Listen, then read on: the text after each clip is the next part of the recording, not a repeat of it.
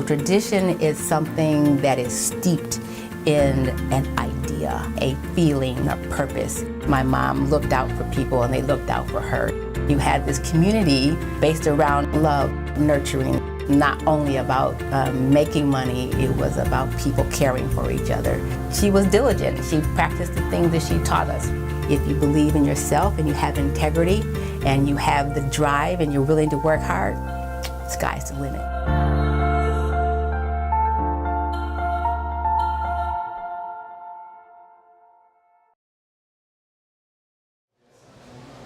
For this Chef Talk with Kyle Cherek, we step off the map a little bit and move into coffee.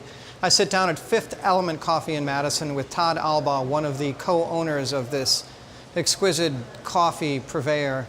I think of all of the coffees that I've tasted throughout the Midwest, this is one of the best. He dispels, reduces it down to something that is honest and delicious and forthright and hopefully pushes everyone within this daily thing that so many Americans go to onto a better level. It's Chef Talk with Kyle Cherek and Fifth Element Coffee and co-owner Todd Allbaugh. Are you going to drink coffee? What? Oh yeah, where's my coffee? Yeah, seriously.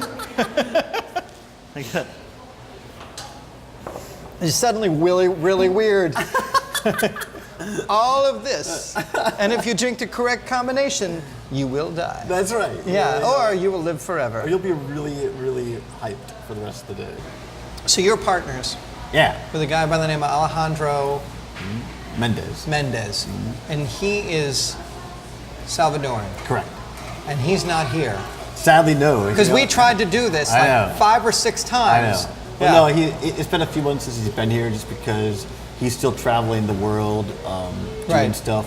Explain that dynamic for people that have no idea what Fifth Element Coffee is, because it's cool. But I want to hear your elevator speech. Sure. So, Fifth Element, the name comes from Alejandro came up with it over a spotted cow one day, and while he was visiting, and because it takes the 4 root elements of fire, water, air, land, and earth to grow, process, and roast coffee, but it takes the human element, or the 5th element, to bring it to your cup. So that's thus human element. Thus the human element. Ah. But Alejandro knows the farmers, and they're friends. We're on the farm 2 to 3 times a month. We roast the coffee in El Salvador at Alejandro's roastery called Four Monkeys, because it's Alejandro and 3 other young guys in their 20s, kind of young guys. They call it Four Monkeys. So Four Monkeys. Self-effacing to the last. Yeah, absolutely. Yeah. Four Monkeys coffee roasters, and then we air ship it to Madison about once every other week. So it takes 3 to 7 days to get here. Is this financially viable? Because you go to other coffee we'll places. Find out. You go to other coffee places, there is the big menu, there's 60, 70 different drinks, or I'm exaggerating, it's probably 25 or 30. They have milk, they've got syrup, they've got, you know what I mean? But is this little rarefied Tiffany experience, right? Where your Salvadorian knows the farmer and roasts it and then puts it in a bag and air flights it up here? Is this viable, or is this just a fantasy? It's lasted a year and 2 months.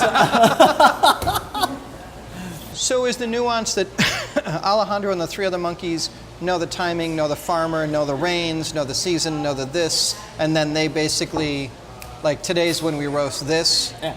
The people who were born there in that culture, who have lived it all their life, they clearly have a stronger knowledge of that earth, of that terra, of the terrain, and so they know what to do. Yeah. It was about putting the focus on the coffee, about putting the focus on the farmer.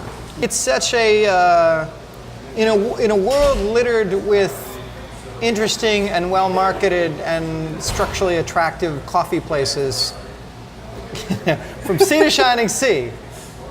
It's a dynamic story. And when we share a glass of wine, a cup of coffee, a meal with someone, I don't care whether it's someone from a different town, a different state, or a different country, when we see something on the news, when you know someone, when you shared a meal, when you shared a cup of coffee, you look at the news completely differently. You look at other people differently because you have a personal relationship and understanding. Right. And that's the power of of food and of drink and of connection. Party fillets. One is rare. Some fillet, one rare. One chicken. Party style. 7, party salmon.